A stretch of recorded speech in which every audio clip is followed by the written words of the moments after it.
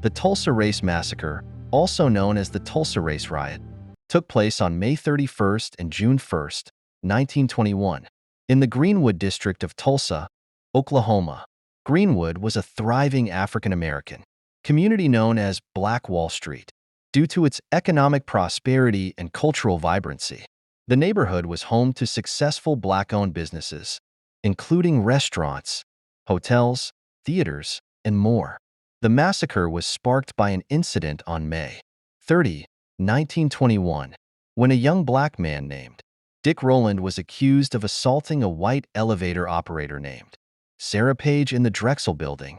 Rowland was arrested the next day, and rumors of his alleged assault spread throughout the city, stoking racial tensions. On the evening of May 31st, a white mob gathered outside the courthouse where Rowland was being held, demanding that he be lynched. In response, a group of armed black men from Greenwood arrived at the courthouse to protect Rowland. A confrontation ensued between the two groups, leading to shots being fired and escalating violence. The white mob then began to rampage through Greenwood, looting homes and businesses, setting fire to buildings, and attacking black residents. The violence continued throughout the night and into the next day, with reports of airplanes dropping incendiary devices on the neighborhood.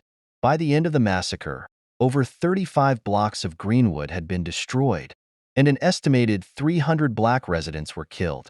Thousands were left homeless, and many fled the city in fear for their lives. In the aftermath of the massacre, the city of Tulsa downplayed the events and sought to cover up the extent of the destruction. Survivors were not provided with adequate support or compensation for their losses, and the history of the massacre was largely erased from public memory. It wasn't until decades later that efforts were made to uncover the truth about the Tulsa Race Massacre and acknowledge its impact on the black community.